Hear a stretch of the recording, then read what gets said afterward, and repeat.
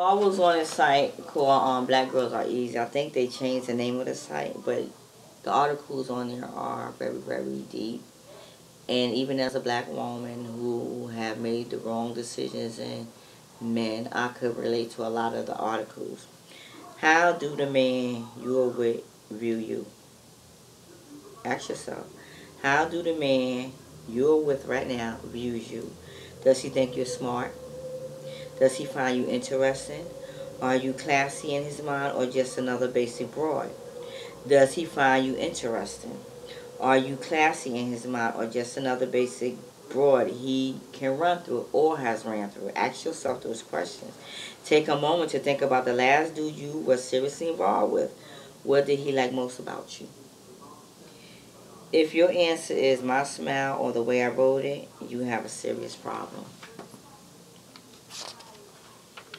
Are you the type of woman he can spend all day talking to and has a connection deeper than a physical attraction? Or are you simply pussy? And by pussy, I mean your only vow is that man. And by pussy, I mean your only vow to that man is to satisfy his physical needs. Or your job is to make him come. Pussy isn't just the hoe or slut. It's also the girlfriend who they have no intentions of ever marrying or committing to or keeping around past the year. Men love pussy, but don't marry pussy. One man may show a pussy to his friends. Many men may buy pussy gifts. Occasionally, pussy gets to come out of the house and get treated to dinner or a movie. Pussy even gets pregnant and become baby mama, but he never, ever, ever marries. Any man or men see women as pussy initially, but after a few conversations, they can decide if she's more than just pussy. That gives you something to think about. And I don't sugarcoat nothing. I like to keep it real about myself. I'm going to share this as a story time. Some years ago, I was involved with this guy off and on. And one day I said to him, how can we ever build a relationship if we don't spend quality time together, getting to know each other, going out? And he said to me, well, relationship? He ain't had to say no more. That's when I've learned just because a man lay down with you does not mean that he values you. Just because a man desires you does not mean he's really interested in you. I have learned that many men will lay down with a woman and lay down with a woman that he don't even like, that he don't even find attractive, but that in his pants has his own mind and thus can get erect at a nice body. Or if he was drinking alcohol or getting high, he might get an erection, so now he want to have sex with someone. So women are today in relationships with men who will string them along for 4, 5, 6, 7, 8, 9, 10 years. Never committing to them fully. May live with them, but he ain't committed. He may be with you because you got a place for him to stay.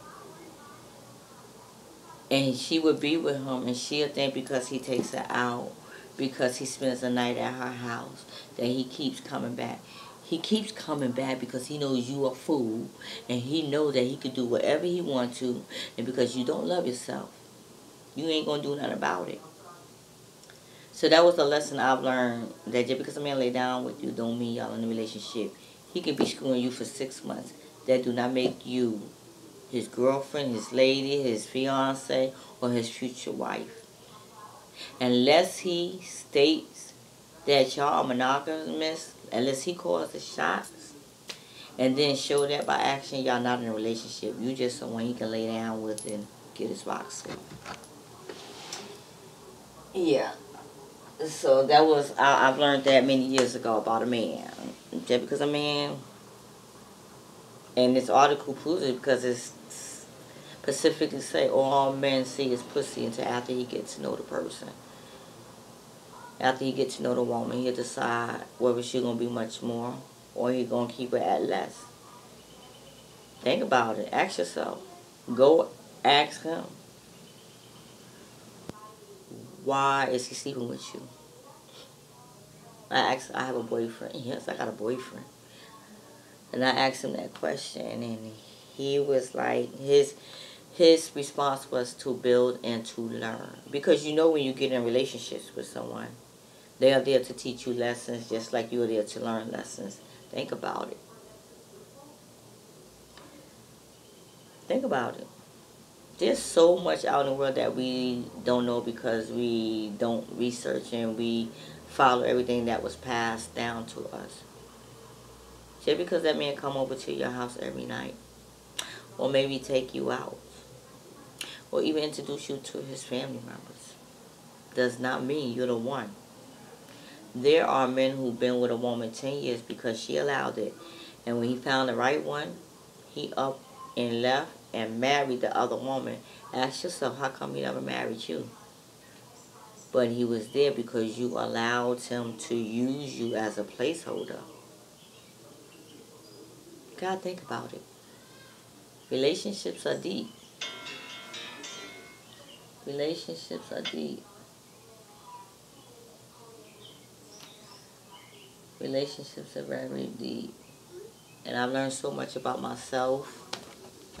I learned about why I chose the man that I chose to marry.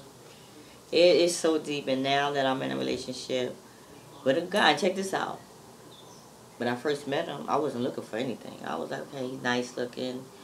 We can have stimulating conversation. We have fun when we go out. But he was persistent. You know, because I wouldn't call him. I wouldn't text him. And he was persistent. And we've been seeing each other for eight months. I knew him for 2 years, but we've been seeing each other consistently for the last 8 months. And my daughter had came to me, my oldest daughter, my grown daughter. She was like, "So is that your boyfriend?" I started laughing. I was like, "Boyfriend? I don't know." That's exactly because I wasn't thinking about being in a committed relationship. I was just having fun in the beginning. But so I was like, "Hold up," because something I have learned. Ask that man, what are you? He said, "I'm your man." I came back and told my daughter, and I just started laughing. I said, "Oh, he claiming me." And I went back to the phone and said, "You my man, so you got to prove that to me." And I respect him to the fullest. Because after all I've been through with the second husband, this man has came into my life and been honest and transparent and respectful. He always asks about my children when he come over and not here. You know, if I need, he's willing to give me what I need or help me with what I need. I'm not saying he's perfect, but he has shown me that all men are not dogs. Some men actually mean what they say. And he knows that I'm not trying to get married because now that I've been married twice, I have nothing against marriage. But my thing is I'm looking for a partner. And maybe I found it, or maybe I didn't. But I'm looking for a partner. And when I mean partner, someone I can share my life with that's on the same page as me, that want the same thing as me. Because you do not have to be married to have a partner. And I would never ever get married by the state anymore. If I ever get married again, it will be religiously because number one, I don't need my marriage to be recognized by society and or the state. My marriage will be between me and my spouse and my creator. And of course, my children will give me their blessings. But it will best be those three entities in my marriage and not the state. Because I am still legally married as I share that damn story. And which I could never understand why that man never signed the divorce petition when he received it, when he had to kick out no money. So we're still legally married. Been separated for 6 years. Tried to come back in my life last year, but I was like, mm-mm. He haven't found himself. And a man who doesn't love himself can't love you. A man who does not love himself cannot love you. A man who does not take care of his children, what can he do for you? Answer that. So I have learned a lot. And I'm in a better place in my life. I know what I want when it comes to a partner. I know what I'm not going to tolerate. I have set boundaries. He know that I'm not the clingy type woman. I do not need to see you every single day. You can come to my house. I can go to your house. We can go out. But we are not living together. And he accepts that because he feels the same way. I will not live my life by what society say I should be married. You know, I done did that twice. And I've learned just because a man marries you don't mean he loves you. Just because a man commits to you, so-called commit, and wants to marry you doesn't mean he got good intentions. Because he might be using you for a place to stay. Maybe you got more money than him, so when you die, he can get it. There's a lot of reasons why people get married, and it's not always for the right reasons. And the reason why I don't want to get married legally because the first question I have is, why the hell you have to ask the state for permission to get married in the first place? They came out with the damn marriage license, and they did not need a marriage license back then. Look it up. So why you need permission from the state to get married? And two, why you need permission by the state to get the divorce? The state gets to decide on marital property, child custody, alimony, any prenuptial agreements y'all may have. They get to decide on all of that. And if you and your partner and your spouse do not agree, guess what? They're not lawyers. That's more money for the lawyers. So who is governing your marriage? Is it the state? Is it the state? Or is it your creator? Because why do you have to get permission to marry? Then you got to pay for the license. And then you got to turn around and kick out money for a freaking divorce. If you do a self-help divorce, it costs cheaper. You don't need a lawyer. And you can go your merry way if y'all agree to everything. But when you don't agree and one spouse contested by not signing, now you got to go get a lawyer, which is going to cost you money. So that's why I say I will never get married legally ever again, because I'm sitting up here still legally married to a man who did not want to divorce me. Then last year when he said he wanted a divorce, and I told him how much it cost to obtain a lawyer, which was $3,000, so I asked him for $1,500 so we can get the lawyer, because the paperwork got to be done over. Then he goes and say he gonna do it himself. First of all, I already filed. How you gonna file? PA is the one that is going to override New York because I filed first. So he came up with all these excuses.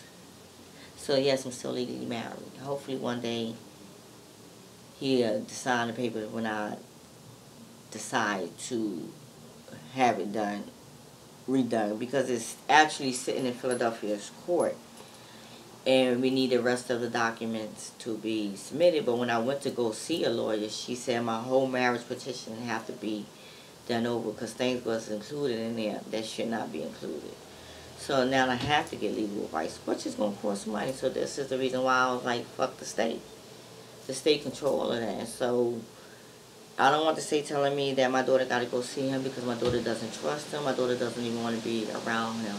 And that's kind of sad. So I definitely don't want the state telling me that my daughter got to go be with her dad for a week, and when he neglected her and basically been absent from her life since he's been home from jail. How you go 4 years without seeing your daughter? And then you have the opportunity to come back into your life, and then you do the same shit. Now she's 14, don't want to have nothing to do with you. So yes, I've learned a lot of lessons, and I read books so I can learn more about to be in a healthy relationship, and to be able to communicate effectively to my partner, be able to handle conflict in a positive manner. Just learning from past relationships. Peace, blessings, and a whole lot of love. God is idea.